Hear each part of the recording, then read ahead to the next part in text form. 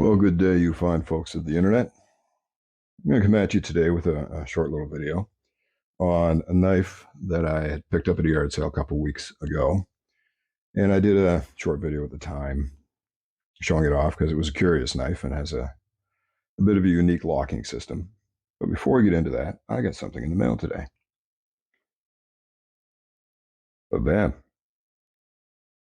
Some stickers from the one and only Slip Joint Sawyer. Carefully packaged and sealed in plastic because they had to travel across the big pond, and I'm sure he didn't want them to get wet. So my sticker collection is growing. We've got, of course, the one and only Baxter's blades, the world-renowned HT's EDC, who is also the chairman of the world-famous canoe crew. So my collection is growing. Now, to get to the knife. It's an interesting knife, as I said, and there's no real markings on it.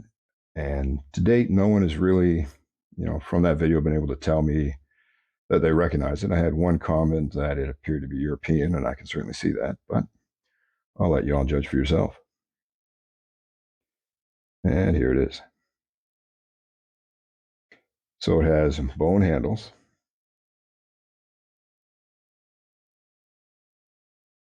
It was quite a nasty mess when I got it. There was not rust, but black, scaly crud all along the back spring and all along the blade. So that cleaned up pretty good. Fit and finish isn't bad. I mean, everything's tight around the spring.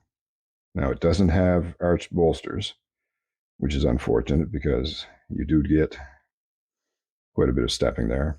The 5 bolsters kind of give it a cheap look. I don't know. It's got a brass thing. God, me, words. Anyway, it's got one of those bail. There you go, brass bail. The alignment on it was fairly good. A little bit maybe to the this side. I guess what would be the show side. And we got a good little bit of snap to the blade. If I do this right, I didn't do it right. That's the locking mechanism. And quite often, there, it springs forward when you close it. I don't know if it's supposed to do that, but I thought it was rather neat. And it's a fingerprint magnet. But when I got it, the tip was completely broken off, and there was a big chunk out right here. So I had to reprofile the tip. I think it turned out pretty good. There's some more work I can do on it. Focus. Yeah, see, I need to work the tip a little bit more. But it is getting there. Put a new edge on it. I need to refine it a bit. I was actually polishing it earlier with a Dremel, and the base of the Dremel kind of skipped off the blade a couple times. So I put a quick honing on it, but it didn't come out perfect. Here, we'll do a cut test. It was cutting much better last night, but still pretty good.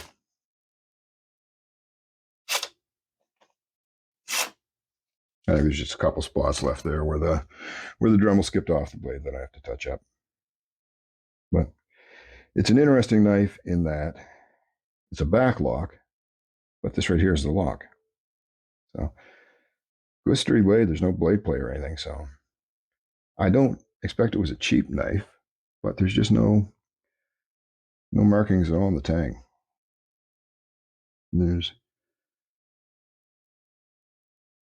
I almost think there was something there. I can't imagine it wore off, but it's just there's no identifying marks on it anywhere that I can find. But to close it, you have to pull back on this brass thumb pad, and that closes it. Good little snap on the close. So I think it's cleaning up pretty well. A little bit more to do just to refine the edge and whatnot. But I'm liking it. So, if anybody recognizes this knife or anything about it, I mean, it kind of has that toothpick fish knife kind of feel to it, but the blade's not quite right for that. So, anyway, that was one of my more recent cleanup projects that I've been working on. Man, fingerprint magnet. Anyhow, I hope you enjoyed this little look. Stay tuned for future updates, and hopefully somebody out there will recognize this knife and can provide me a little history behind it. I don't know if it's an old knife. I don't expect it is, but not for the shape it's in. I mean, it was a crusty mess, but that could just be bad storage. Anyhow, in case it matters to anybody for research purposes, it is just a shade over, just the body itself is just a shade over 5 inches. If you include the bail and the thumb release, then you're looking at about 6.25 inches. Blade length is about 4.25. Cutting surface is about 3 2/3. Just an interesting knife. All right. Well, that'll be it for this one. I hope you enjoyed. If you did, please consider tapping the like button. If you have any information on this knife or any thoughts about it, please drop those in the comments. I'd love to hear them because I'm quite curious about this knife. And if you'd like to see more, consider subscribing and maybe even tap that little bell so you'll be notified every time I release a video. So, y'all have a good day. It's Tuesday. We're grinding towards Friday. It'll get here before you know it. Y'all take care.